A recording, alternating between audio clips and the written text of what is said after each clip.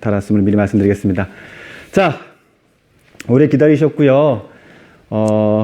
아무쪼록 사실 1시간 정도면 꽤 짧은 시간입니다. 짧은 시간 동안 예비 초등 학부모님들께 어떻게 하면 이 6년 동안에 대한 고민과 근심을 최대한 덜고 마음을 가볍게 해드릴 수 있을까? 최대한 고민하면서 속전속결로 들어가 보도록 하겠습니다.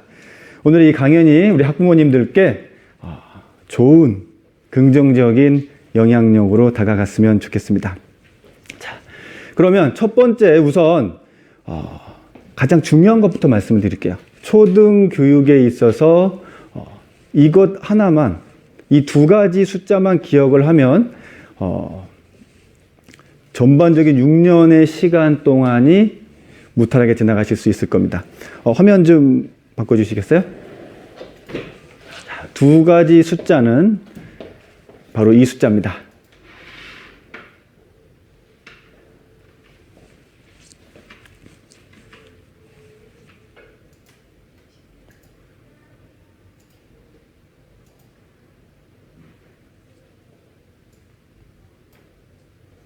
숫자가 안 나오네요. 너무 중요한 숫자라서 조금 시간이 걸리는 듯 합니다. 네. 175와 30이라는 이 두 가지 숫자를 꼭 기억하시기 바랍니다. 이 두 가지 숫자 안에 초등교육이 달려 있습니다.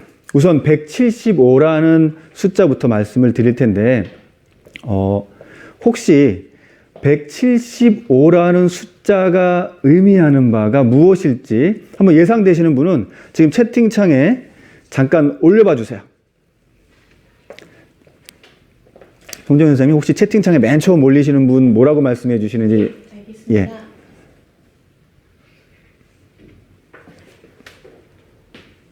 책 읽는 시간이라고. 아, 책 읽는 시간. 네, 좋습니다. 어느 분이신지는 제가 잘 모르겠지만 일단 맨 처음에 대답하신 분께는 제가 선물을 드립니다. 자, 엄마의 책갈피 인문학이고요. 얼마 전에 나온 지는 5일 정도 됐습니다. 자, 이 책을 제가 선물로 드릴 거고요. 그분은 나중에 끝나면 제가 이메일 주소를 채팅창에 넣어 놓겠습니다. 주소를 보내주시면 이 책을 보내드리겠고요. 자, 책 읽는 시간. 아닙니다. 네, 뭐냐면 초등학생들이 1년에 학교를 나가는 일수가 190일입니다. 법정 수업 일수라고 하는데 190일이에요. 여기서 보통 학교는 한 2일이나 3일 정도를 더 나가게 합니다. 혹시 모를 재해나 그런 것들을 대비해서. 보통 일단은 190일이라고 하고 365일에서 190일을 빼면 175일이 됩니다. 그럼 이 175일의 의미는 무엇이냐면 우리 아이들이 학교에 나가지 않는 날수입니다. 190일과 175일, 사실 거의 2주 정도밖에 차이가 안 납니다. 코로나 때문이 아니라 원래 우리 아이들은 학교를 1년에 절반 정도를 안 나갔습니다. 175일이라는 숫자를 학교를 안 나갔어요. 지금은 그런데 코로나 때문에 그보다 더 많은 날수를 학교를 나가지 않았죠. 이 날이 너무너무 중요합니다. 가끔 이렇게 말씀하시는 분이 있어요. 초등 시기에 그냥 대충 이렇게 놀게 하면서 키우면 되지. 안 됩니다. 이유는요, 190일에서는 별로 차이가 안 나요. 학교를 나가는 190일에서는 크게 차이를 안 납니다. 여기서 차이가 안 난다는 건 공립초등학교를 기준으로 하는 겁니다.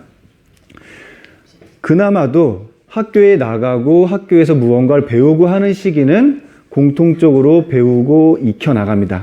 하지만 집으로 돌아간, 집에서 있는 날인 이 175일을 어떻게 가정에서 보냈느냐에 따라서 어마어마한 편차가 생깁니다.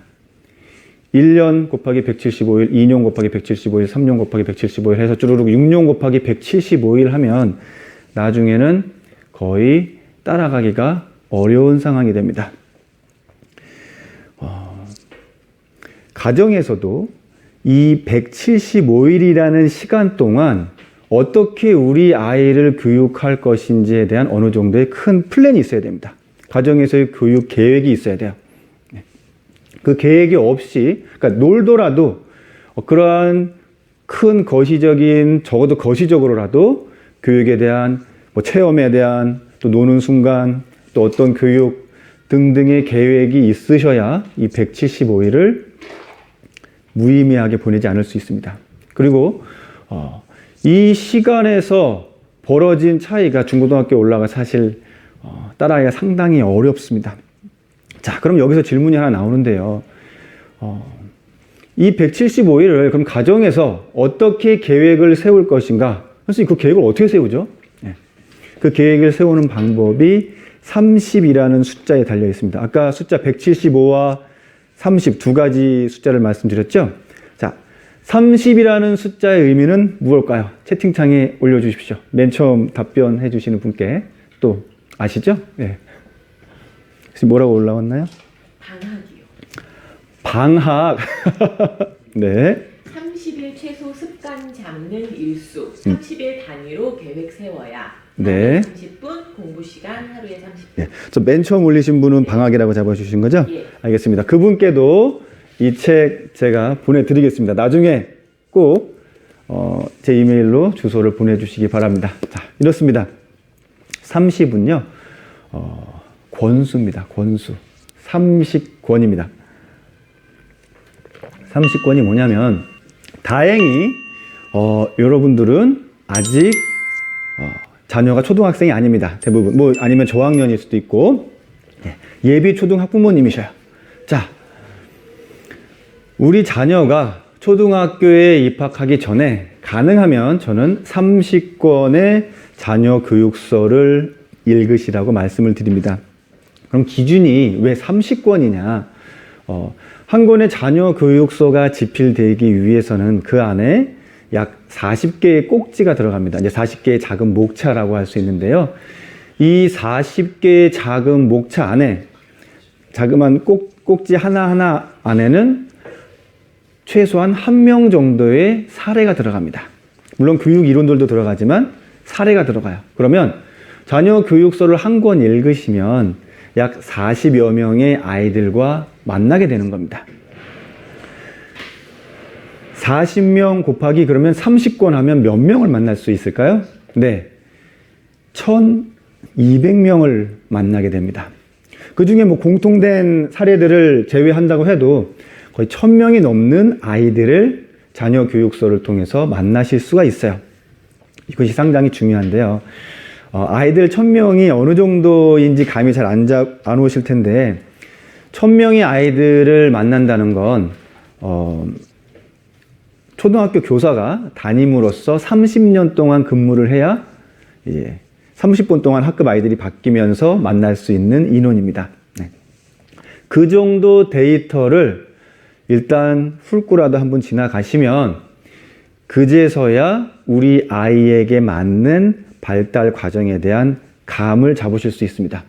책 한두 권, 10권 정도 이렇게 읽고 나서 또 강연 어디 가서 몇 번 듣고 나서 그걸 자체를 우리 아이에게 바로 접목시킬 수가 없습니다. 아이들마다 다 고유한 발달 과정이 있습니다. 일반적으로 말하는 발달 과정이 있지만 그 안에서 우리 아이의 발달 과정의 수수는 각자마다 고유합니다. 그러한 것들을 알아채기 위해서는 1000명 정도의 사례를 읽으시면 어느 정도 감을 잡으실 수 있고요. 제일 이것의 핵심은 뭐냐면 불안감이 상당히 낮아집니다. 아마 자녀를 학교에 입학하고 나서부터 제일 직면하셔야 될 것은 불안과 두려움일 겁니다. 이렇게 하는 게 맞을까? 저렇게 하는 게 맞을까? 이게 우리 아이에게 잘 적용이 될까? 등등. 자, 그러한 것들에 대한 불안감을 낮추고 175일이라는 시간 동안, 175일 곱하기 6년이라는 시간 동안 우리 아이에게 가정에서 부모로서 어떻게 교육계획을 세워줄지에 대한 큰 틀도 그 안에서 책을 읽어나가시면서 잡으실 수 있습니다. 네.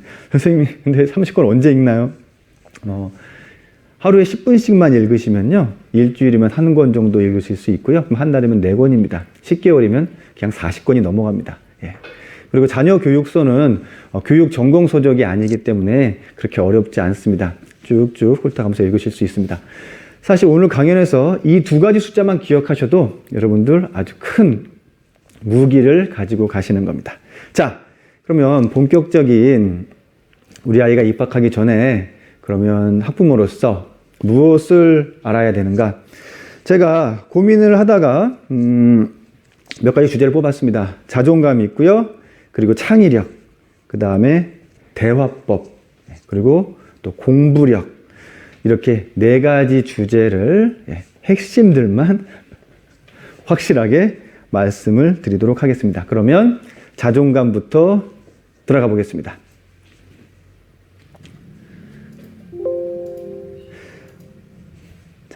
자존감. 우리가 자존감 하면 자아 존중감부터 보통 떠올립니다. 자아 존중감부터 떠올리는데요. 사실 자존감의 가장 기본이 되는 것은 자아 존재감입니다. 자아 존재감이 깃틀이 있고요. 그 위에 기둥으로 자아 존중감이 있다고 생각하시면 됩니다. 그럼 무엇부터 만들어야 됩니까? 깃틀부터 만들어야 되죠. 예. 자아 존재감이 없는 상태에서는 자아 존중감을 세우기가 어렵습니다. 거의 불가능합니다. 바닥이 없는 상태에서 기둥만 세울 수가 없죠. 그러면 자아 존재감이란 무엇이냐? 이런 겁니다. 나는 지금 여기에 있다 라고 생각하는 것이 자아 존재감입니다. 선생님, 그럼 제가 당연히 여기 있지 여기 없나요? 그것도 모르는 사람이 있나요? 인간의 심리는 매우 나약해서요. 내가 여기 있다고 잘 느끼지를 못합니다. 어느 순간에 그걸 느끼냐면 다른 사람이 나를 바라보면서 너 거기에 지금 있구나 하는 어떤 말을 해주거나 제스처를 해주어야 내가 여기 있다고 느낍니다. 이걸 타인의 시선이라고 하는데요. 만약에 이런 겁니다. 제가 지금 이렇게 줌 수업으로 강연을 하고 있습니다. 강연을 하고 있고 모니터로 화면으로 저를 바라봐 주시고 계시죠. 그런데 뭐 다른 인공지능 기계가 있어서 제가 학부모님들을 다 보고 있다고 가정을 하겠습니다. 화면을 안 보이게 가려놓으셔도 제가 다 보고 있다고 가정을 하고 강연을 하면서 쭉 봤더니 학부모님들이 화면에 저를 안 보고 뭐 그냥 다른 걸 하고 계세요. 강연만 틀어놓고 다른 걸 하고 계신다. 그럼 저를 안 보고 계시는 거죠. 제가 그 사실을 알게 됐어요. 그 사실을 알게 되면 어떻게 되냐면 그래도 저는 여기서 끝까지 강연을 하고 이제 나중에 집으로 돌아가겠죠. 집으로 돌아가서 제 스스로 이렇게 생각합니다. 아, 그래, 나는 유석초등학교에서 오늘 강연을 하고 있었나? 누군가가 이렇게 저를 바라봐 주지 않으면, 나를 바라봐 주지 않으면 나의 존재감은 바닥으로 내려갑니다. 그래서 아이들이 어린 시기에, 특히 영유아기 시기에 시선을 맞춰주는 건 너무 중요합니다. 아이는 누군가가 자신을 바라보고 거기서 시선을 맞춤을 통해서 자신의 존재감을 느낍니다. 이게 자아 존재감입니다. 영유아기 시기가 거의 그 자아 존재감이 형성되는 절대적인 시기고요. 태어나서 3살까지입니다. 근데 어떡하죠? 우리 아이들은 이미 3살이 넘었는데, 네. 자, 초등 시기까지는 그래도 자아 존재감을 어느 정도 올릴 수가 있습니다. 자주, 지금에도 늦지 않으셨으니까요. 자주 아이들을 그냥 아무 이유 없이 시선을 마주 봐 주십시오. 마주 봐 주시고 또 듣는 자세로 가까이 다가가 주는 것만으로도 아이들은 자신의 존재감을 느낍니다. 다음, 그러면 이제 자아 존재감이 형성됐고 거기에 자아 존중감을 세워야 되는데 자아 존중감은 어떻게 세우느냐, 이런 겁니다. 내가 여기에 있기는 있는데 경우에 따라서는 아주 형편없는 모습으로 있을 수가 있습니다. 그렇게 아주 형편없는 모습으로 있을 때 누군가 나를 바라봐 주는 사람이 있으면 그때 자아 존중감이 형성됩니다. 다행인 것은 내가 아주 형편없는 모습이에요. 그리고 너무 부끄러워요. 그리고 주변에서 막 나를 놀리고 있어요. 그러함에도 불구하고 나를 있는 그대로 믿어주고 바라봐주는 단 한 사람만 있으면, 단 한 사람만 있어도 그때는 자아 존중감이 형성됩니다. 정말 다행이죠. 한 사람만 있어도 가능하니까. 문제는 많은 아이들이 그 순간에 그 단 한 사람을 만나지 못하고 지나가는 경우가 많습니다. 그 한 사람을 뭐라고 부르냐면 자기 대상이라고 부릅니다. 자기 대상이라고 부르는데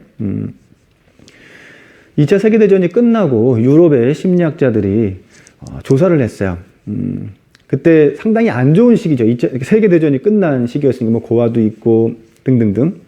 그때 한 300명인가의 샘플을 조사했습니다. 조사해서 뭐 전쟁 고아 그리고 뭐 어떤 폭력을 당한 아이들 등등의 명단을 쫙 모아놨다가 30년 뒤에 그 아이들이 어떻게 현재 살고 있을까를 살펴봤어요.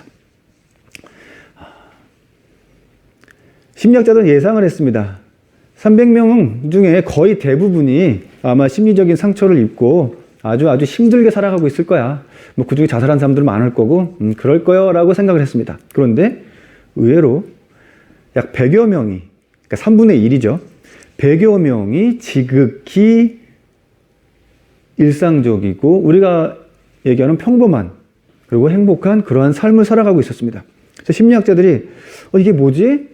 우리가 그렇게 이야기하는 마음의 상처, 심리적 상처들이 뭐 그렇게 일대기적으로 크게 영향을 미치는 것이 아닌가? 우리는 영향이 미친다고 생각을 하고 조사를 해왔는데 어떻게 이렇게 100여 명이나 지극히 정상적인 삶을 살고 있지?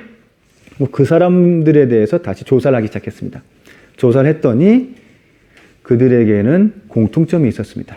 뭐냐면 그들이 그렇게 힘든 삶을 살아가고 있을 수밖에 없는 아주 형편없는 모습으로 있을 수밖에 없는 그런 상황에서도 누군가 단 한 사람씩은 있었다는 겁니다. 그들을 믿어주고 보듬어준. 그것이 꼭 부모가 아니어도 상관없었어요. 아파트 경비원도 있었고요. 예. 다 다릅니다. 뭐 어떤 종교 지도자도 있었고 아니면 고아원 원장도 있었고 학교 교사도 있었습니다. 예. 어떤 그 단 한 사람의 기억으로 인해서 내가 이렇게 형편없는 모습임에도 불구하고 나를 믿어주고 존중해준 단 한 사람, 그 사람의 기억이 자아 존재감 위에 자아 존중감을 세워줬습니다. 그래서 우리 부모님들 두 분 중에 한 분이라도 아니면 부모님 다 못하시겠으면 삼촌에게 맡겨주십니다. 누군가는 단 한 사람 우리 아이의 자기 대상이 꼭 되어주실 것을 당부드리겠습니다.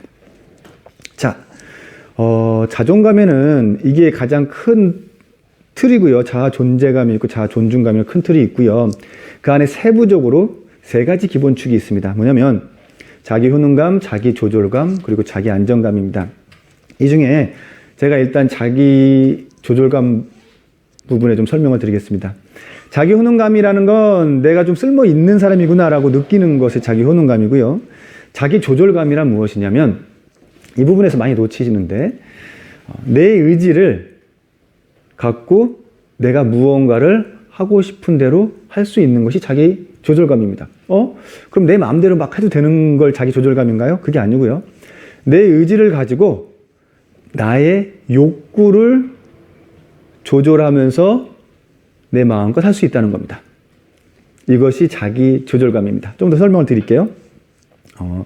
자기 조절감이 생기는 절대적인 시기는 언제냐면 보통 그 기저귀를 뗄 때 많이 형성됩니다. 그 전까지는 그냥 누군가가 기저귀를 갈아줬어요. 그냥 나에게 신체적인 어떤 배설의 욕구가 나오면 그냥 쭉쭉 배설의 욕구를 해소했습니다. 기저귀가 있고 누군가가 기저귀를 갈아주니까. 근데 어느 순간부터 갑자기 이제 기저귀를 엄마가 떼어갑니다. 떼어가고 뭐 조그만 통 같은 거 하나 주면서 여기에서 너의 배설의 욕구를 해결하라고 합니다. 그 순간 이제 의지적으로 나의 욕구를 조절하기 시작하는 겁니다. 예. 이때 이 자기 조절감을 안정적으로 형성하느냐 형성하지 않느냐에 따라서 초등 시기에 수치감이 높느냐 높지 않느냐가 됩니다. 이 수치감은 또 자존감하고도 연결되고요. 예전에 우리 어른분들 이제 예전 분들 그러셨죠. 이제 이불에다가 쉬하고 나면 뭐 여기서 소금 받아와 뭐 그렇게 자, 이건 어떤 결과를 초래하냐면 사실 그 과정은 자기를 조절하는 것이 아니라 자기를 지나치게 이제 통제하고 억압하게 됩니다. 그러면 자기 조절력이 생기는 게 아니라 나의 욕구에 대해서 이제 스스로를 자꾸 억압하게 돼요. 그래서 간혹 초등학교에 입학을 했는데 아니면 뭐 어린이집에도 갈 때 외부에 나가서는 화장실을 잘 못 가는 아이들이 있어요. 예. 그리고 집에 와서만 이제 화장실을 갑니다. 그거는 자기를 조절하는 것이 아니라 자기 자신의 욕구를 이제 통제하거나 억압하는 거죠. 자, 자기 조절감을 초등 시기에 키워주기 위해서는 이런 방법이 있습니다. 잠시 쉬게 해주시는 것이 좋습니다. 보통 초등 학교에서는 40분 수업이 있고요. 그리고 쉬는 시간 10분씩 이렇게 있죠. 집에서도 무언가를 할 때 아이들이 몰입을 하는 순간이라도 한 30분, 40분 정도 지나면 잠깐 멈췄다가 쉬어가게 해주십시오. 뭐 간식 먹고 다시 하자, 뭐 음료수 마시고 다시 하자, 이렇게 하지 마가 아니고 지금 몰입하고 있는 것에서 잠깐 쉬었다가 다시 하게 하는 과정, 이것이 자기 조절감을 만들어줍니다. 근데 보통 우리 아이가 무언가에 막 몰두하고 있으면 너무 기특해서 뭐 1시간이고 2시간이고 계속 레고를 조립하게 하거나 무언가를 쭉 가게 하셔요. 자, 그러한 순간에 잠깐 오히려 내가 더 몰입하고 싶은 그러한 욕구를 잠깐 멈추게 해주는 과정, 그것이 자기 조절감을 세워줍니다. 자, 제가 마음이 좀 급합니다. 1시간 이내에 사실 이 많은 주제들을 말씀드리려니 핵심만 얘기해도 시간이 좀 가네요. 네, 그래도 마음 다잡고 다시 쭉 가겠습니다. 자존감에 관련된 이야기 여기까지 말씀을 드렸고요. 다음 이야기는 이겁니다. 창의력에 관련된 겁니다. 화면 보이시죠? 네. 창의력 밑에 제가 단어를 2개 적어놨어요. 암기, 흥미. 자, 창의력을 높이려면 암기를 하게 해야 될까요? 아니면 흥미로운 것들을 하게 해야 될까요? 물론 당연히 선생님 창의력인데 이거 주입식이고 암기고 이런 거 아니겠죠. 한번 제가 궁금해서 그러는데요. 내 자녀를 초등 시기에 입학시키면 이 2가지 암기와 흥미 둘 중에 하나만 선택해야 된다. 그러면 나는 무엇을 선택할 것인지 밑에 버튼을 누르시면 이렇게 손바닥 이렇게 올라오는 버튼이 있거든요. 자, 한번 나는 그래도 일단은 암기를 하게 할래 하시는 분 손바닥 올려주세요. 거의 없나요? 화면상으로는 거의 손을 안 드시는 것 같은데. 자, 그러면 둘 중에 하나만 선택할 수 있다면 나는 흥미를 선택할 거야.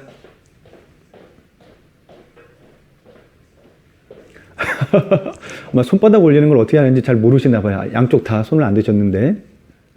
지금 손 드신 분 확인되고 있습니다. 자, 이렇습니다. 사실 현장에서 강연을 해도요, 이 2가지 질문을 드리면 잘 손들을 아예 둘 다 잘 안 들으세요. 자, 저라면 이렇게 하겠습니다.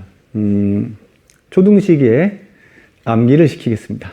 선생님, 이게 도대체 무슨 말씀이신가요? 네, 이런 겁니다. 여기서 말하는 암기는 출력을 말합니다. 출력. 우리가 보통 입력을 하죠. 뭔가 들어옵니다. 들어오고 이것이 암기가 됐다라고 얘기하는 건 들어왔다가 그것을 다시 스스로 밖으로 내보낼 수 있을 때 이제 암기가 됐다고 합니다. 어떤 체험이면 또 그것이 체득이 됐다고 하고, 기술이면 그런 기술이 연습함을 통해서 밖으로 이렇게 표출됩니다. 이런 것까지 다 포함한 암기를 말씀드리는 건데요. 창의력은요, 그냥 아무것도 없는 상태에서 창의력이 생기는 게 아닙니다. 그런 건 뭐가 가능하냐면 신만이 가능합니다. 그냥 없는 데서 갑자기 무언가를 만들어내는 것. 근데 그거는 우리가 교육에서 말하는 창의력이 아니에요. 창의력은 기본 재료들을 가지고 있고 그 재료들을 활용해서 무언가를 이렇게 연결해보고 저렇게 연결해보고 떼기도 하고 붙이기도 하고 그런 과정을 하다 보니 새로운 것들이 자꾸 만들어집니다. 이게 창의력입니다. 그래서 초등 시기는요, 재료들을 많이 모으는 시기입니다. 예, 최대한 많은 재료들을 모아놔야 돼요. 그래서 입력과 출력을 자주 시도해보게 해야 됩니다.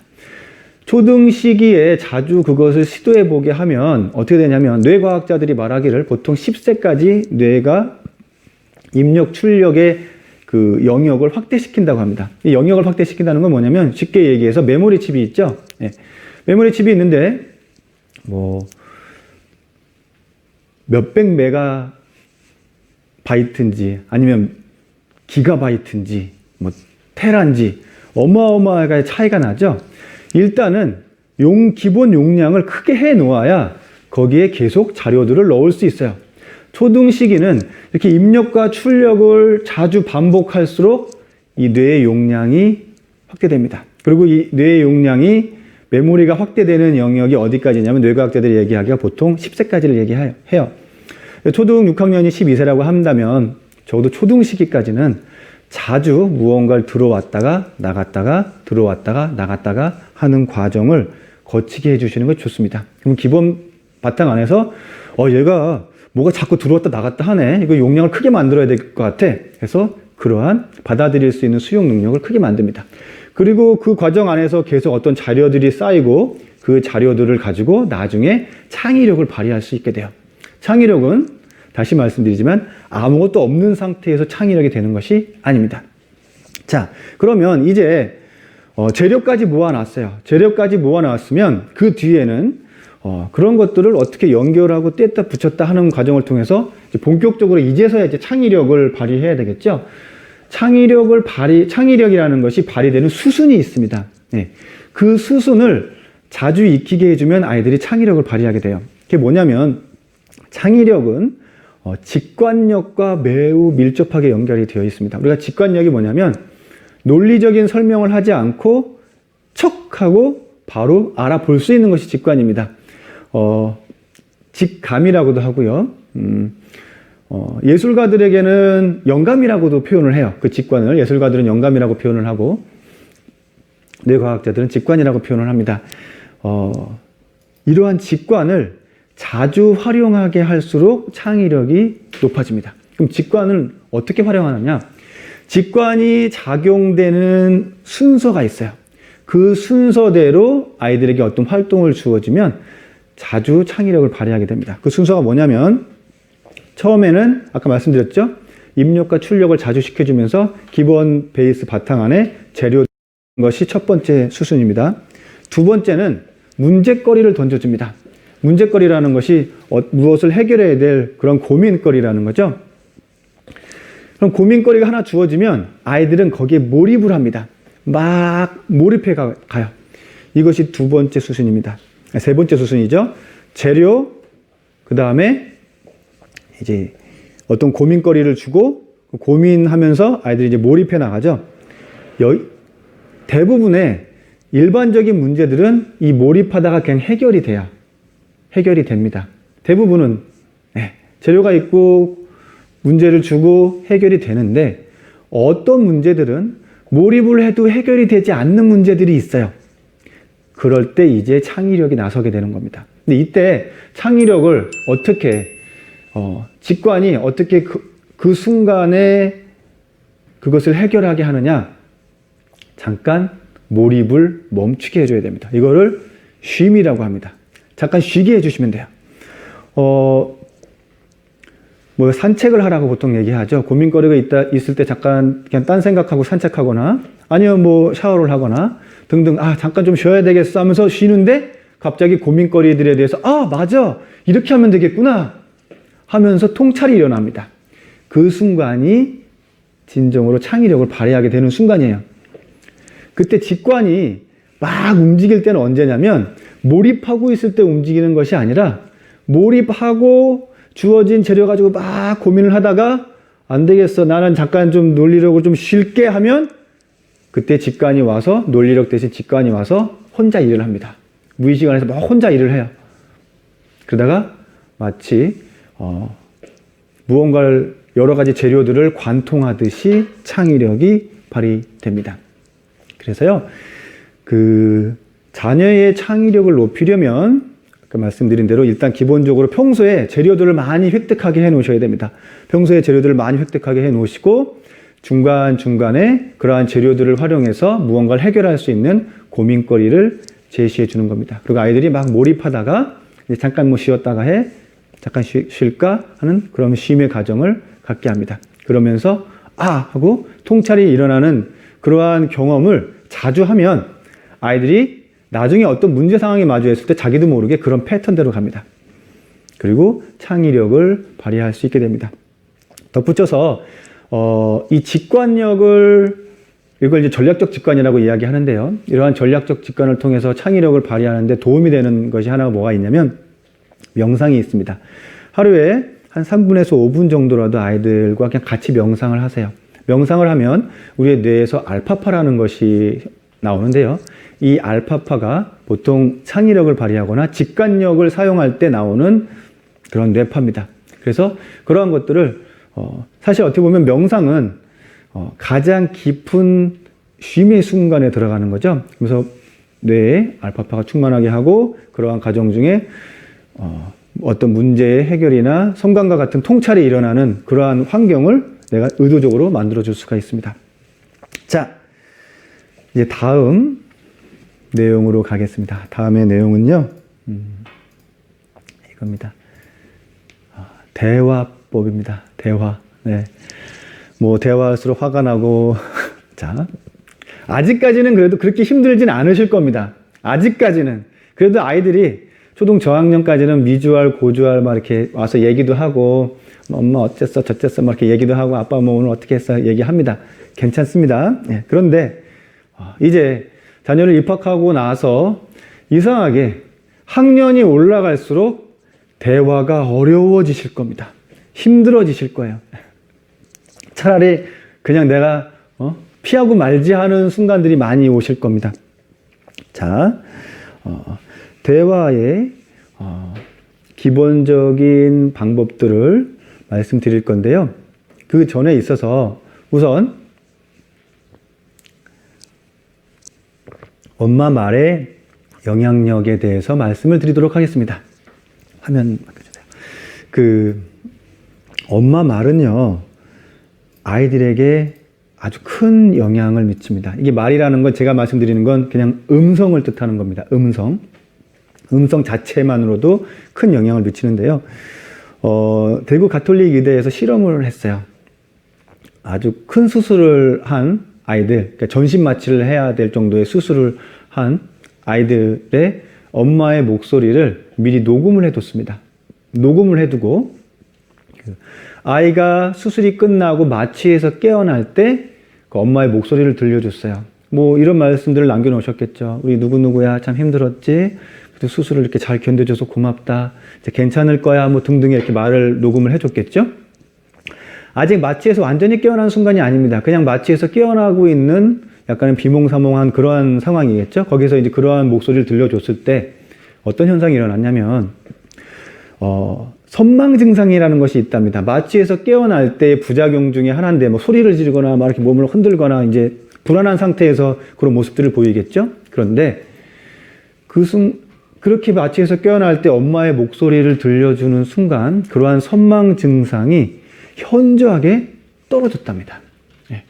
그냥 이런 거죠. 엄마의 목소리 자체만으로도 의식하지 않은 상황에서 그 음성이 들리는 것만으로도 아이에게 어떤 안정제 역할을 해주는 겁니다. 그 정도로 엄마의 목소리에는 힘이 강하고요. 그리고 미국의 스탠포드 대학에서도 이런 실험을 했어요. 딱 1초만 엄마의 목소리를 녹음했습니다. 그리고 또 1초 동안 그냥 엄마하고 상관없는 다른 여성의 비슷한 나이 또래의 다른 여성의 목소리를 녹음을 했어요. 녹음을 하고 아이들에게 들려줬습니다. 들려주면서 뇌파를 관찰을 했어요. 관찰했더니 단 1초밖에 들리지 않았음에도 불구하고 엄마가 아닌 사람의 목소리는 목소리가 들리네? 하고선 뇌의 어떤 작은 일부분만 반응을 했답니다. 작은 일부분만 반응을 했는데 엄마의 목소리를 1초를 듣고 나서는 뇌 전체에서 뇌파가 작용을 하면서 뇌 전체가 작용했다는 건 이런 겁니다. 뇌에는 여러 가지 뭐 역할들이 있죠. 뭐 인식하는 것도 있고, 듣는 부분도 있고, 사고하는 부분도 있고 등등. 이렇게 뇌의 전체적인 부분에서 반응을 했답니다. 단 1초밖에 들려주지 않았을 뿐인데, 이건 무엇을 의미하냐면요. 엄마의 목소리는 우리 아이의 뇌 발달에도 어마어마한 영향을 미친다는 겁니다. 여기선 감성적인 것도 같이 들어가는데요. 이런 거예요. 이렇게 영향력이 큰 엄마의 목소리를 어떻게 들려주느냐에 따라서 아이가 안정적으로 갈 수도 있고, 오히려 일반 사람들이 얘기하는 것보다 훨씬 더 극도의 공포감으로 몰아갈 수도 있습니다. 자, 엄마의 목소리는 너무너무 중요하고요. 이러한 목소리를 가지고 우리가 이제 대화를 시작해야 됩니다. 근데 이제 선생님, 그럼 아빠의 목소리는 별로 안 중요한가요? 좀 아쉽지만 엄마보단 덜 중요합니다. 네, 실제로도 반응하는 게 달라요. 자, 그래도 대화법은 공통적인 상황입니다. 제가 말씀을 드리겠습니다. 대화할수록 이상하게 자꾸 화가 나는 경우가 있어요. 나는 부모로서 분명히 마음도 다짐을 합니다. 대화를 하려고 방에 들어갔는데 자꾸 싸움이 일어나요. 자, 이런 겁니다. 대화를 해야 된다고 해서 자꾸 대화를 하시려고 하는데, 대화를 하실 수 있는 상황이 있고 하지 말아야 될 상황이 있습니다. 어느 때 하지 말아야 되냐면, 나의 의지력이 소진되었을 때는 굳이 대화하려고 하지 말아야 됩니다. 의지력이 소진됐다는 건 뭐냐면, 인지심리학자들은 그렇게 얘기합니다. 하루에 사용할 수 있는 의지력은 정해져 있답니다. 하루에 사용할 수 있는 의지력. 내가 오늘 막 아침에 서둘러서 급하게 막 지하철 타고 출근하고 지하철에서 막 이리저리 흔들리고 이제 그러면서 의지력이 조금씩 이제 떨어져 가겠죠. 떨어져 가고 직장에서 또 어떤 스트레스를 받으면서 또 의지력이 종종 떨어져 가겠죠. 그래서 하루에 사용할 수 있는 의지력이 집에 돌아왔더니 거의 이제 바닥입니다. 이러한 상황에서 그래도 우리 아이랑 노력해서 대화를 하는 게 좋다니까 대화해야지 하시면 이제 싸움이 일어나는 겁니다. 화가 나고 나의 의지력을 컨트롤할 수가 없어요. 가만히 잘 보시면요. 자녀와 자꾸 싸우실 때는 그러한 나의 의지력이 낮아지는 그런 환경이 있어요. 각자 영향이 다 다릅니다. 뭐 어떤 분은 아침일 수도 있고 어떤 분은 저녁일 때도 있어요. 그때를 피하셔야 됩니다. 한 가지 기억하실 것 다시 말씀드립니다. 나의 의지력이 오늘 사용해야 될 의지력이 낮아졌을 때는 대화하지 않는다. 그럼 그 반대해야 되겠죠. 나의 의지력이 지금 좀 많아. 아직 얼마 사용하지 않았어. 좀 여유로워. 그때 대화를 시도하시는 것이 화를 내는 비중을 낮추실 수가 있습니다. 자, 두 번째, 대화할 때 이거 하나 잊으시면 안 됩니다. 어떠한 경우에도 모욕적인 말을 하시면 안 됩니다. 이거는 거의 치명적입니다. 화까지는 안 나는데도 약간 조금 이상하게 그러고 싶지 않은데 자꾸 뭐 좀 비아냥거리게 얘기를 하거나 부드럽게 얘기하면서도 아이들이 모욕감을 들을 수 있는 그런 말들이 있어요. 야, 뭐 그렇게 자꾸 먹지 말라는데 먹으니까 너가 뚱뚱하지. 뚱뚱하니까 애들한테 놀림받고. 상당한 모욕감을 줍니다. 뭐 심지어 화가 나다 보면 야, 너 이거 미친 거 아니야? 막 이런 말들. 아이들에게 상당한 모욕감을 줘요. 모욕감을 주는 말이 왜 치명적이냐면 이런 거예요. 그냥 화가 나서 화다닥 하고 싸우고 방을 나오면 나중에 가서 미안하다고 하면 어느 정도 아이들이 또 풀립니다. 나도 모르게 그냥 목소리가 좀 높았다, 커졌다. 그러면 좀 미안한 마음이 들기도 하고 아이들이 그 상황에서 자기도 짜증이 나겠지만 그래도 엄마를, 아빠를 미워하지는 않아요. 그런데 이런 모욕감을 느낀 단어가 하나 들어오면 이거는 화를 낸다고 해서 잘 풀리지가 않습니다. 그냥 그것을 차곡차곡 가지고 있습니다. 무의식 안에 가지고 있다가 언젠가 그와 비슷한 방법으로 다시 누군가를 공격합니다. 그게 학교에 가서는 다른 친구가 될 수도 있고요. 아니면 집에 돌아와서는 집에 누군가를 또 감정의 쓰레기통으로 삼아서 이제 그런 모욕감을 툭툭툭 던져주는 상황이 됩니다. 그러면 계속 그 상황에서 벗어나기 어려운 상황이 되죠. 꼭 기억하시고 아무리 화가 나도 모욕감이 주는 말은 하지 않는다라고 꼭 다짐을 하시고 그것은 실천을 하셔야 됩니다.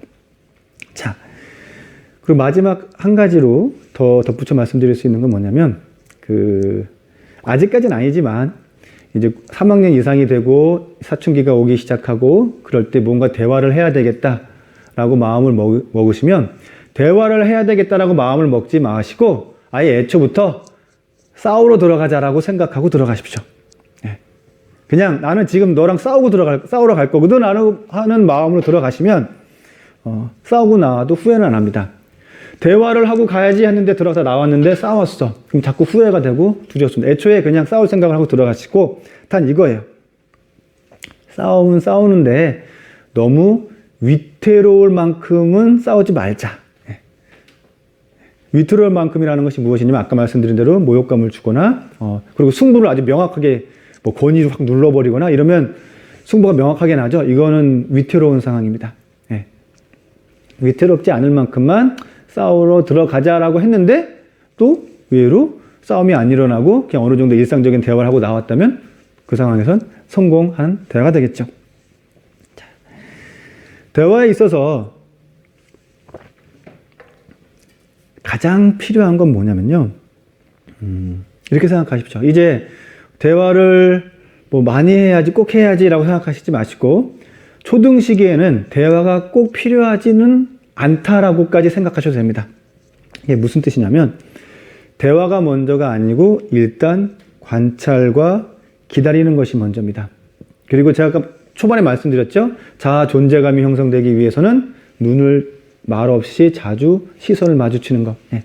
기다리면서 시선을 자주 마주치시고 그리고 그 대화가 막 하기 위지력도 낮고 막 오늘 뭔가 대화하기 힘들어. 예. 굳이 대화하시지 않아도 됩니다. 단 이런 겁니다. 그럴 땐 대화를 하시지 마시고 그냥 안 되는 것에 대해서 간단 명료하게 짧게 이거는 안 돼라고 말해주시면 됩니다. 예. 안 되는 건 그냥 안 되는 거야 라고 거기서 어떤 타협의 여지를 두지 마시고 특히 뭐 안전에 관련된 것들은 그렇게 간단 명료하게 말씀하시고 나와 주십시오.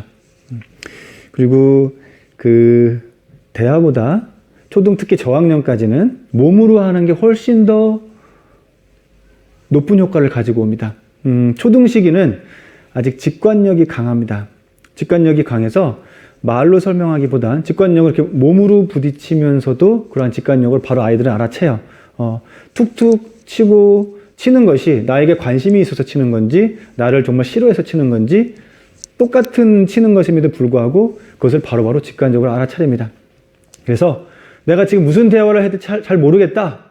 그냥 가끔 이렇게 아이를 툭 쳐주십시오. 이렇게. 그러면서 바라보면 씩 웃어주시면 됩니다. 그것도 아주 큰 대화가 됩니다. 자, 그 대화에 있어서 사실 유념하셔야 될 게 한 가지 더 있는데, 이 부분을 꼭 말씀드리고 싶어요. 뭐냐면, 가스라이터가 되시면 안 됩니다. 가스라이터. 가스라이터가 뭔가요? 우리가 이제 가스라이팅이라고 하죠? 이건 보통 연인들 사이에서 이런 가스라이팅을 합니다. 이게 뭐냐면, 나의 감정을 상대방에게, 전가하는 겁니다. 전가해서, 친밀한 관계에서 어떤 정서적으로 심하게 표현하면 정서적인 학대예요. 그냥 아주 쉽게 표현하면 나 사랑한다면서 그것도 안 해줘? 그거 안 해주니까 내가 싫은데? 이런 것들. 이게 연인들 사이에서 이제 가스라이팅의 가장 기본적인 모습인데 부모와 자식 간에 대화하면서 우리가 의도치 않게 이런 가스라이팅을 많이 합니다. 이런 거예요. 아이가 뛰다가 넘어졌어요. 그리고 무릎에서 피가 납니다. 그럼 아이가 울겠죠. 그러면 보통은 호호하고 이렇게 밴드를 붙여줍니다. 그럼 괜찮을 거야 라고 얘기해요. 그런데 어떤 경우에 이렇게 얘기하시는 경우도 있어요. 그것 봐, 뛰지 말랬지? 뛰니까 다치잖아. 다치는데 너가 이렇게 뛰다가 엄마 말을 안 들으니까 다쳐서 엄마가 참 속상하네? 처음에는 아이를 공감하는 듯이 얘기했지만 마지막 말은 엄마가 속상하다는 이야기로 끝납니다. 예. 뭐 그렇게 얘기할 수도 있는 거 아닌가요? 예. 이게 우리가 알게 모르게 가스라이팅을 사용하고 있는 겁니다. 마지막 말은 그 아이의 고통에, 그 아이의 힘겨움의 방점을 두고 멈춰야 됩니다. 너가 이렇게 힘드니까 엄마가 힘드네? 그러니까 너가 잘못한 거야. 그러지 마. 그렇게 하면 안 돼. 그렇게 하면 엄마가 힘들어. 이러한 것들이 다른 상황에서도 접목이 되면 아이가 힘든 상황에서 자기 자신에게 집중하고 자기 자신에게 어떤 위로를 찾아야 되는데, 이러한 힘든 상황이 왔을 때 부모를 걱정합니다. 이렇게 되면 우리 엄마가 힘들 텐데, 누가 힘들 텐데. 전형적인 가스라이팅입니다. 이런 학생을 본 적이 있어요. 표정이 너무 안 좋아요. 물어봤어요. 무슨 일이 있냐고. 그랬더니 이제 영어 학원에서 레벨 테스트를 했는데 이제 떨어진 거예요. 그러니까 다음 레벨로 올라가지 못하는 거죠. 그래서 다음 레벨로 못 올라가서 이제 좀 힘들구나. 이제 그렇게 얘기를 했어요. 그랬더니 아이가 대답하는 말이 본인이 못 올라가서 힘든 게 아니라 내가 레벨 테스트에 통과 못해서 우리 엄마가 또 얼마나 힘들지, 그게 걱정이 돼서 지금 표정이 안 좋은 겁니다. 이거는 거의 전형적인 가스라이팅입니다. 네. 차라리 그냥 내가 뭘 틀렸고 뭐 해서 내가 너무 힘들어요 라고 얘기했으면 상관이 없는데, 결국 귀결짓기를 나의 이런 것 때문에 엄마가 힘들까봐 엄마가 걱정되고 엄마가 염려돼요 하는 것은 아이가 자신의 감정에 충실하지 못하게 됩니다. 자신의 감정에 충실하지 못하다는 건 뭐냐면 자신의 욕구에 충실하지 못하고, 자신의 욕구가 무엇인지를 모르면 자기 욕구를 어떻게 조절해야 되는지도 모릅니다. 그러한 과정으로 일파만파로 퍼집니다. 그래서 가스라이팅을 하시지 않는 방법 중에 한 가지, 자녀 앞에서 눈물을 보이지 마십시오. 가끔 엄마도 힘들 수 있죠. 엄마도 힘들 수 있어요. 아빠도 힘들 수 있고요. 엄마가 힘드시면요, 남편 앞에서 눈물을 흘리시면 돼요. 아이 앞에서 눈물을 흘리시는 게 아닙니다. 아이는 그 눈물을 바라보는 순간 나의 어떤 잘못으로 인해서 우리 엄마가 눈물을 흘리는구나 하고 아주 큰 죄책감을 안게 됩니다. 이거는 자존감에도 치명적 영향력을 미치고요. 그리고 마음으로 다짐을 하겠죠. 그래, 이러한 것 나쁜 짓을 하지 말아야지 라고 다짐을 해요. 갑자기 엄마 입장에서는 갑자기 뭔가 해소가 쫙 됩니다. 힘들어서 눈물을 흘렸는데 말 안 듣던 우리 아이가 갑자기 마저 잘 듣는다 그러고 엄마 미안해라고 얘기해요. 그래서 모든 것이 다 잘 해결된 것 같아요. 하지만 아이들의 의지력은 약합니다. 그래서 언젠가는 다시 또 그 잘못을 저지릅니다. 그러면 그 순간에 본인 스스로를 본인이 이제 학대하기 시작합니다. 나 때문에 또 우리 엄마를 힘들게 만들 수 있겠네. 이런 과정이 커지면요, 이제 초등학교 고학년이 되면 엄마에게, 아빠에게 자신의 어떤 잘못한 것들을 자꾸 숨기게 됩니다. 왜냐하면 이걸 알게 되면 엄마를 힘들게 하는 거니까. 가스라이팅 꼭 대화 과정 중에 주의하시기 바랍니다. 자, 이제 거의 다 왔습니다. 마지막 부분, 오늘 대화에서 공부력입니다. 초등 시기에 우리 아이의 공부력을 어떻게 형성시킬 수 있을까? 자, 공부력에 지금 두 가지 단어가 있습니다. 벼락치기와 일정한 분량이 나와 있습니다. 제가 한번 질문을 드릴게요. 자, 초등학교에서 벼락치기로 일주일 뒤에 시험이야. 그러면 일주일 전에 그냥 벼락치기로 막 공부해요. 문제집도 풀고 막 그때부터 막 외우고. 자, 벼락치기로 공부하는 아이가 성적이 더 좋을까요? 아니면 일정한 분량을 꾸준히 매일 뭐 한 달, 두 달 전부터 이렇게 분량을 잡아서 꾸준히 쭉 공부한 아이가 성적이 좋을까요? 다시 묻습니다.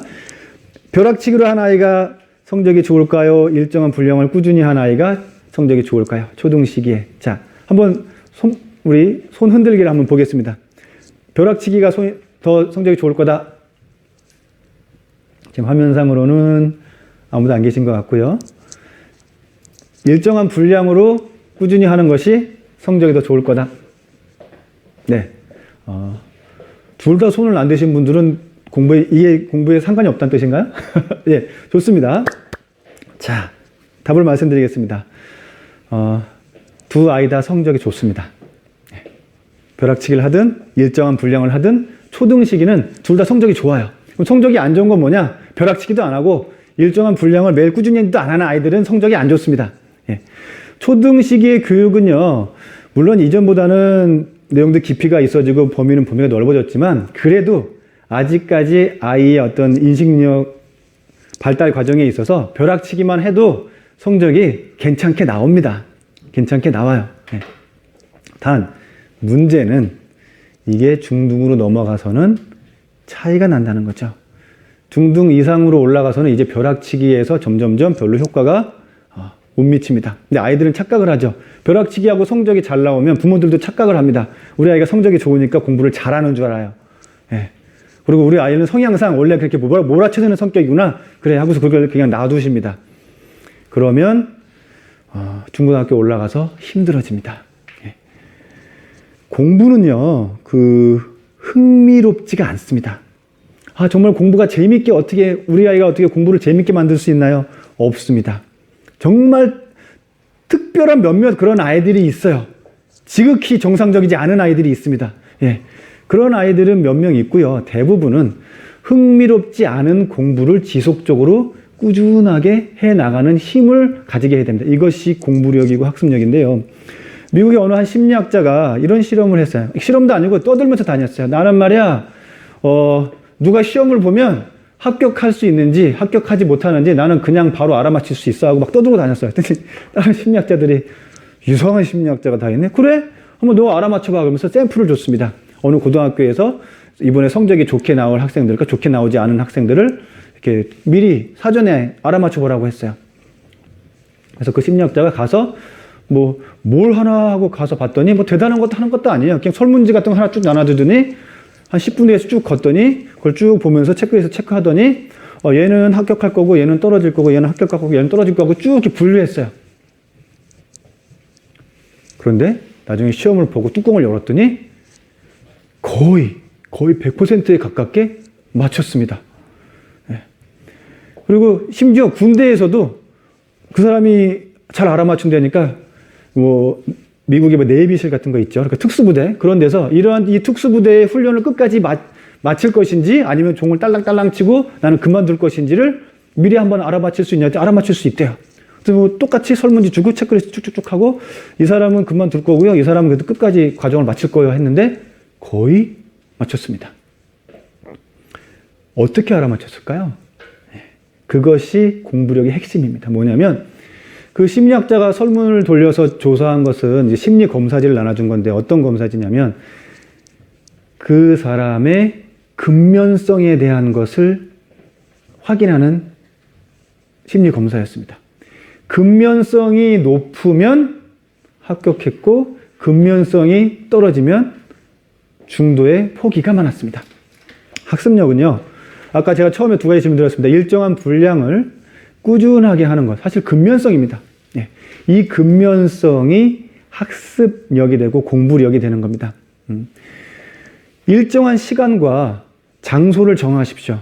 정하시고 아이마다 집중하는 시간들이 달라요. 처음에 10분이든 5분이든 일정한 시간과 장소에서 오늘 하고 내일 하고 그 시간만큼은 책 읽기를 하는 거야 라는 것을 정해 놓으십시오. 책 읽기가 될 수도 있고요. 학습지가 될 수도 있습니다. 물론 자기의 인지 능력에 맞는 학습지여야 되겠죠. 이런 학습이라는 별로 흥미롭지 않은 꾸준함이 요구되면서도 그냥 버티고 앉아 있어야 되는 그러한 것들을 매일매일 하는 것이 습관이 되게 돼야 됩니다. 습관이 되지 않으면 자꾸 의지를 써서 그걸 하려고 해야 돼요.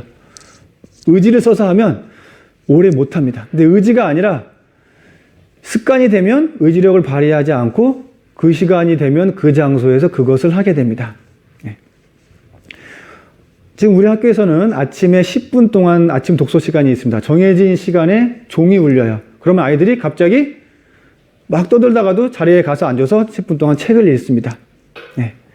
저학년하고 2학년, 3학년 되면 이제 그 종소리만 들리면 가서 앉아서 딱 책을 읽습니다. 의지력을 발휘하지 않아요. 그냥 습관이 되는 겁니다. 이러한 공부의 습관을 잡을 수 있는 걸 가정에서 꼭 잡으시고요. 어디에 놀러 간다, 외부에 캠핑 간다 할 때도 그 시간이면 그 책을 꺼낼 수 있게 그러한 것들을 말씀을 해 주십시오. 그래서 아이들마다 좀 다른데 보통 빠른 아이들은 60일 정도면 그 패턴과 습관이 익혀집니다. 패턴과 습관이 익혀지고 그 시간이 되면 그냥 가방에서 무언가를 꺼내서 그걸 해요. 예. 그걸 저학년 때 이제 잡으시면 좋습니다. 그러면 나머지 3, 4, 5, 6학년이 됐을 때 그냥 그걸 합니다. 학교에서도 보면 그냥 쉬는 시간이 딱 되면 그냥 꺼내서 학습지를 푸는 아이들이 있어요. 그냥 습관적으로 꺼냅니다. 이걸 해야 되니까. 자, 이것이 공부력이고 학습력입니다. 그런데 욕심내시면 안 됩니다.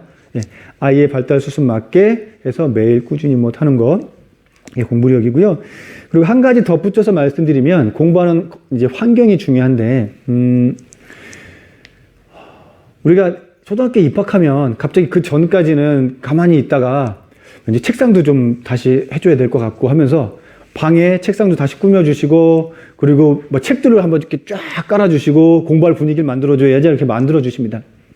근데 자기 방보단 거실에서 공부하는 것이 학습력을 더 높여줍니다.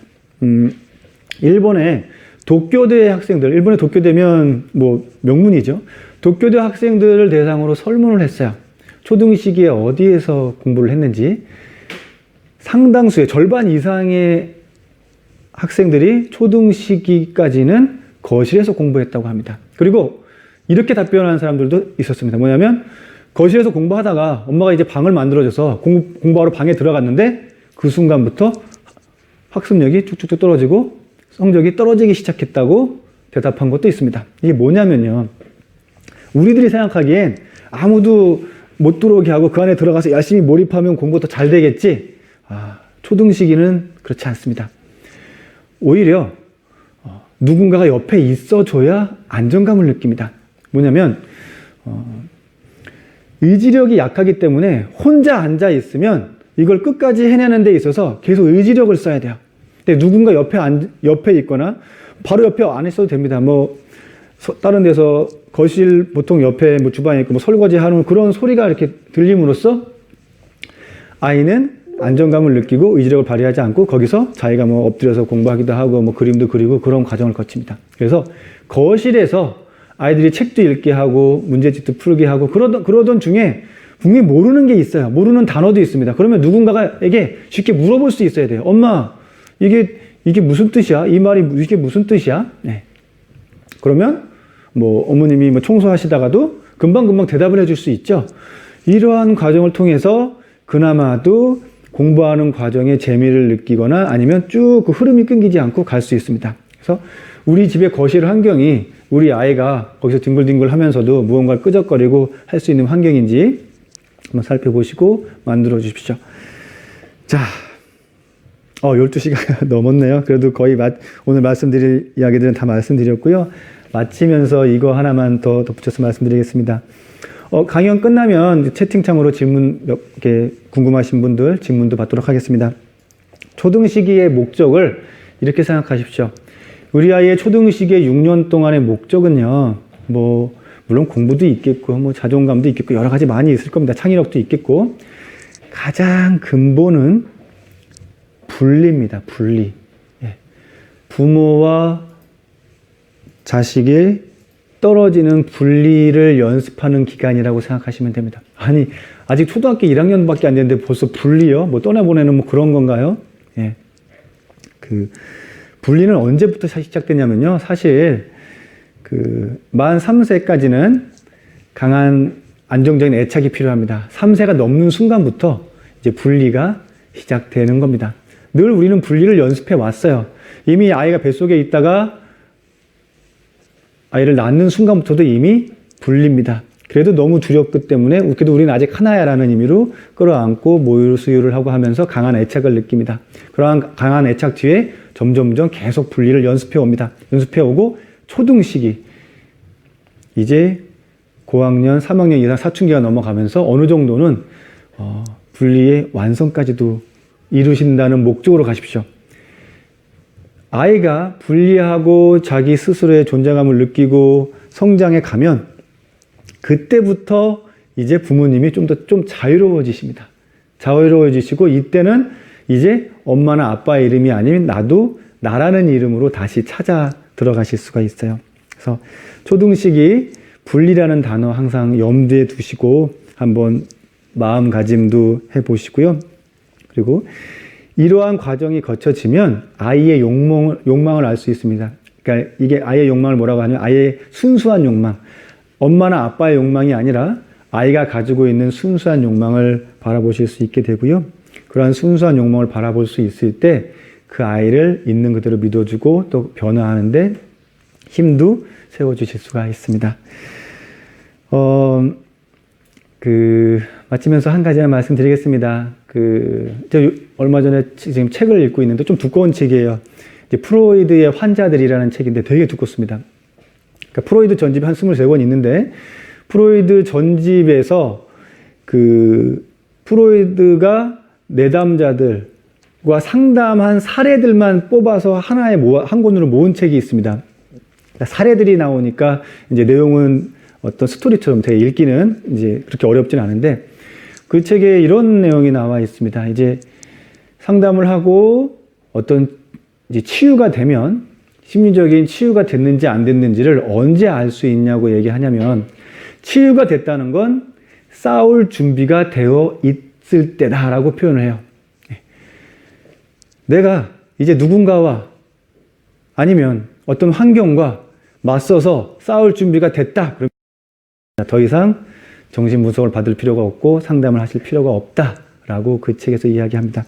우리 아이들 사실 이제 8살, 7살, 7, 8년밖에 안 됐어요. 하지만 반대로 얘기하면 근 10년 가까이 살아온 아이들입니다. 그 시간 동안 알게 모르게 우리가 아이에게 상처를 주었을 수도 있고 또 우리도 또 상처를 받았을 수도 있습니다.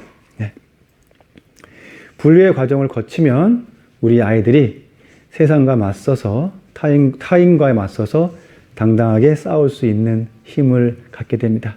우리 아이들이 잘 싸울 수 있는 그런 힘을 갖게 되기를 함께 응원 드리겠습니다. 긴 시간 동안 강연 들어주셔서 감사드리고요. 우리 아이들에게 큰 어떤 행복이 가득 있기를 응원 드리면서 마치겠습니다. 감사합니다. 네, 잠시 혹시 강연 내용 중이나 또 초등생활에 대해서 궁금하신 점 있으시면 채팅창에 적어주시면 답변을 몇 분 이렇게 선택해서 답변을 드리도록 하겠습니다. 네.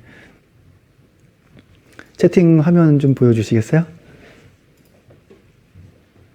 혹시 이제 학교 입학에 관련된 질문은 학교에 이제 교무처로 전화를 하시면 거기서 이제 답변을 들으실 수 있고요. 아이를 이렇게 성장하는 과정이나 그런 데 안에서 좀 궁금하시거나 하는 부분이 있으면 채팅으로 올려주시기 바랍니다. 이메일 주소 educhoding educhoding @naver.com입니다. 예, naver.com입니다. 지금 혹시 질문 채팅으로 올라온 거 있나요? 많아요. 예, 몇 가지. 자녀 교육서 추천할 것을 알려드립니다. 네.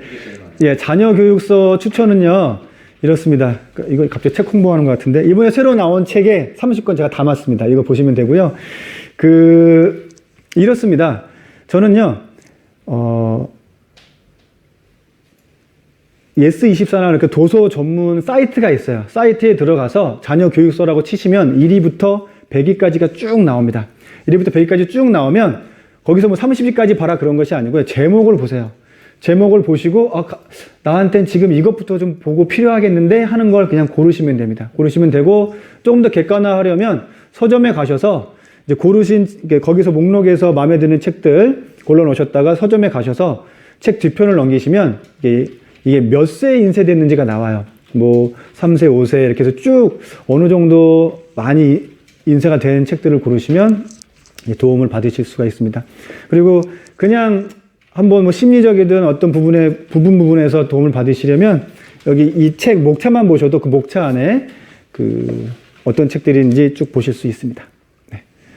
또 지금 화면이 공유 화면이 되어 있나요? 여기에는 다른 화면이 나와서. 화면이 거기 뜰 수 있어요. 안 뜨는 네. 것 같아요. 네. 우선 창의력을 위해 재료를 많이 준비하라고 하셨는데 네. 구체적으로 어떤 것을 준비해야 할까요? 창의력을 위한 같이 네. 입력과 출력을 많이 하는 법은 다양한 경험 같은 것을 많이 보여주면 되나요? 예, 창의력에 대한 질문 주셨고 입력과 출력을 어떻게 하면 되는지 다양한 재료가 어떤 것들이 있는지를 말씀하셨는데 여기서 재료라는 건 눈앞에 보이는 걸 놓으라는 재료가 아닙니다. 입력과 출력을 자주 하는 과정을 거치면서 아이가 그 재료가 들어오는데 그 재료 중에 하나가 어휘력도 재료입니다. 아이가 상당한 단어를 알고 있는 것도 아이에게 재료가 될 수 있어요. 그리고 어떤 뭐 축구 공을 차는 기술을 익히는 것, 이것도 아이에게 재료가 될 수 있습니다. 예. 몸으로 익히는 것들의 재료는 자주 연습을 하게 하는 기회를 줌으로써 그것이 입력과 출력이 되겠고, 인지적인 측면은 자주 확인을 하게 하면 됩니다. 그것에 대해서 물어보면 아이가 밖으로 대답을 하겠죠. 이 단어 뜻이 혹시 뭔지 아니? 그러면 뭐 어느 때 뭐 어떻게 하는 거 아니야? 라고 하면서 밖으로 내보내는 거. 이게 출력입니다. 예. 이러한 과정을 입력만 시키지 마시고 출력하는 과정을 자주 하시면 그 재료가 아이에게 남아 있습니다. 이것을 제가 재료라고 말씀을 드린 겁니다. 다음 질문은 가스라이터가 되지 않는 대화 방법 예시를 이야기해 주세요. 예. 그리고 말을 한 번에 듣지 않아요. 그래서 자주 화를 냅니다. 두 개가 이해가 예. 아이들은요, 원래가 말을 한 번에 듣지 않습니다. 예. 여러 번 말씀하신다는 걸 당연하게 생각을 하시고요. 교실에서 담임들이 1년 동안 얘기해도 언제 얘기했냐는 듯이 얘기하는 아이들도 많이 있고요. 이게 특히 이게 남자하고 여자아이들이 차이가 많은데요. 남자아이들이 의외로 이게 집중력이 되게 여자아이들보다는 더 강합니다. 집중력이 강하다는 건 뭐냐면 몰입을 하는 순간 주변의 다른 소리를 못 듣는다는 거예요. 그래서 그런 거 그냥 몇 번이고 친절하게 다시 설명해 주시길 바라고요. 가스라이터가 되지 않는 대화라는 건 아까 말씀드린 대로 대화 방법에서 마지막 말을 엄마로 끝나지 마시고요. 그 아이로 끝나면 됩니다. 너가 이렇게 했구나. 그래서 너가 힘들겠네 라고 하면 아이의 감정으로 끝나는 건데 이렇게 해서 너가 힘드네. 근데 너가 무언가 잘못했네. 그렇게 하니까 엄마가 힘들어 라고 하면서 엄마의 감정 상태에 대해서 마지막으로 끝나면 그건 가스라이팅이 됩니다. 감정 상황을 아이의 감정 상태에서 마지막으로 끝내십시오. 그게 가스라이팅을 하지 않는 대화 방법입니다. 아직 네. 한글을 잘 못 읽는 아이를 위해 입학 네. 전에 어떻게 하면 좋을까요? 그리고 예. 선행학습은 어떻게 해야 예, 한글에 대해서 이제 궁금해들 많이 하시는데요. 이제 교육청에서는 이제 한글을 배우지 않고 오라고 권고를 합니다. 그렇게 하고 학교에서 선생님들이 충분히 가르치고 배우는 시간에 익혀야 흥미롭고 이제 지루하지 않고 따라갈 수 있다고 하는데요. 교육 현장에서 봤을 때는 최소한 책을 쓰지는 않아도 됩니다. 쓰기는 좀 부족해도 책을 더듬더듬 읽을 수 있는 정도는 초등 입학 전이 좋습니다. 네, 이런 거예요. 교과서에 초등 1학년 수학 문제임에도 불구하고 글을 읽어야 그 수학 문제를 풀 수가 있어요. 예, 몇 줄이라도 한 줄이라도 두 줄 적혀 있고 그래야 수학 문제를 풀 수 있습니다. 그런데 학교에 가서 그때부터 무언가를 다시 시작한다고 하면 아이가 특히 남자아이의 경우 아까 말씀드렸듯이 여자아이들은 좀 빠릅니다.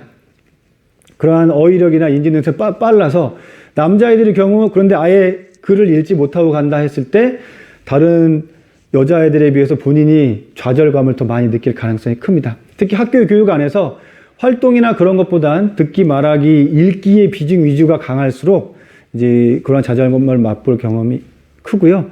일단 단순하게 말씀드리면 최소한 떠듬 읽을 수 있는 정도는 익히고 가는 것이 좋습니다.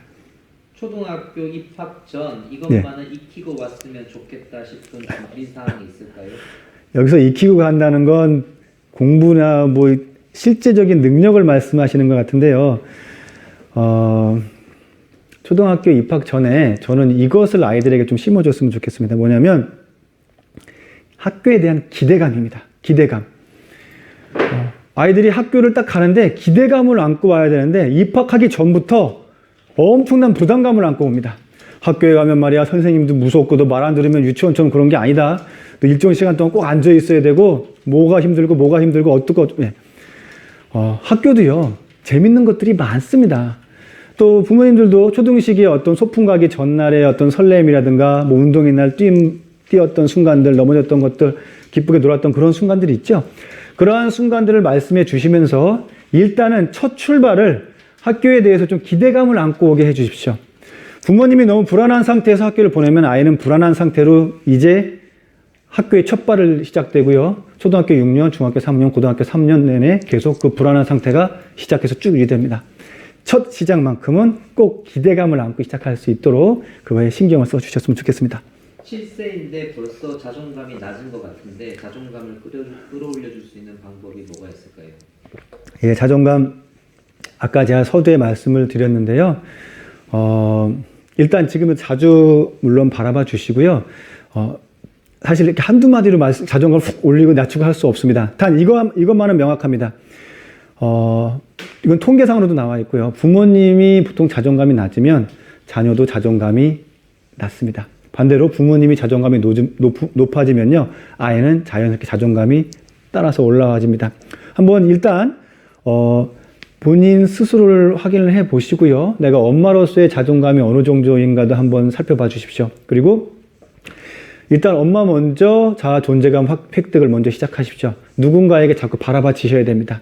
예, 남편에게, 누구에게 나 좀 자꾸 바라봐 달라고 얘기하시고요. 카톡으로 나한테 이런 말 좀 보내달라고 얘기하시고 하시면서 일단 엄마의 자존감 먼저 키우시면 아이의 자존감은 의외로 금방금방 따라오실 수 있습니다. 그리고 좀 더 궁금하신 것들은 제가 초등사이다라는 유튜브를 운영하고 있는데요. 초등사이다에 들어가 보시면 거기에 뭐 자존감 관련된 것들, 다른 여러 가지 사항들 한 거의 100여 가지에 가까운 그 교육 관련 이야기들 넣었습니다. 거기서도 또 확인하시면 도움을 받으실 수 있을 겁니다. 네. 질문은 앞으로 한 2가지 정도만 더 받고 해서 마치도록 하겠습니다. 모든 것을 하고 있는데요. 네. 그래도 자기의 공간, 자기만의 책상이라는 곳이 있어야 할까요? 예, 지금 거실 공간에 대해서 질문을 주셨는데요. 거실에서 모든 걸 다 하고 있다고 말씀을 해주셨습니다. 좋습니다. 거기서 무언가를 하고 끄적거리고 해주십시오.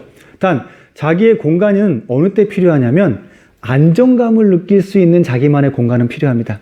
그것이 꼭 책상일 필요는 없습니다. 자기 방에 들어갔는데 자기 방의 침대가 그러한 공간이 될 수도 있고, 자기 방에 들어가서 내가 특히 3학년 이상으로 올라가면 자기만의 공간과 시간이 꼭 필요합니다. 이제 그때쯤 되면 보통 문을 걸어 잠그고 들어가는데, 어떤 분은 좀 심하신 분들은 아예 문고리를 떼어버리시는 분도 있어요. 그러시면 안 됩니다. 자, 자기만의 공간은 공부를 위한 공간이 아니라 안정감을 느낄 수 있는 공간은 하나 정도 마련해 주시고요. 거실은 학습이거나 뭔가를 익히고 배우는 공간에서 활동도 할 수 있고, 그런 공간으로 충분히 그렇게 구분을 해 놓으시면 됩니다. 가스라이팅 말씀하셨는데 공감대화법에서 누구가 이렇게 하니까 내가 속상하네 하는 방법으로 대화하라고 하던데 상반되는 느낌이 있습니다. 그러니까 마치는 것을 아이의 감정으로 얘기하라고 하셨는데 자아 대화법, 네. 아이메시지 말씀하시는 것 같아요. 예, 아이메시지하고 이것을 어떻게 구분하느냐라고 말씀을 하신 것 같은데요. 아이메시지의 중점은 이겁니다. 탓을 아이에게 돌리지 않는 것이 아이메시지입니다. 그러한 상황이 있어서 이제 너의 탓이 아니라는 쪽이 아이메시지고요. 여기서는 제가 말씀드리는 가스라이팅의 구분은 아이의 감정 공감을 시작과 마침에서 끝나라는 겁니다. 여기서 내가 힘들구나, 나의 감정 상태에 대해서 힘들구나 얘기하고 포커스가 엄마의 감정에 머물러 있는 것으로 끝나면 그거는 아이메시지가 아닙니다. 예를 혹시- 들어서 구체적으로 아이가 예. 엄마에게 예, 예를 끝나겠어요. 이미 제가 드릴 예는 다 드렸고요. 초등사회다에서 제가 가스라이팅 말씀드린 부분이 있습니다. 그것도 한번 들어가서 보시고요. 예, 네, 이제 예, 마무리. 혹시 그럼 질문 한 가지 더. 수학은 어느 정도까지 익히고 가야 할까요? 수학은 이제 수세기 활동 정도 익히 가시고요. 그리고 이거는 사실 확실히 아이들마다 인지 발달 과정이 다릅니다. 네. 그럼 이렇게 말씀드리겠습니다. 전반적으로 선행이라는 표현보단 약간의 예습 정도인데, 많으면 3개월, 적으면 2개월 정도의 앞선 정도의 무언가를 미리 익히는 예습 정도를 해 가시면 좋습니다. 그것이 뭐 수학이든 다른 부분이든 같이 마찬가지입니다. 자, 아마 궁금하신 것들 많이 있으리라 생각되고요. 이제 배가 너무 고파서 여기서 마무리 짓도록 하겠습니다.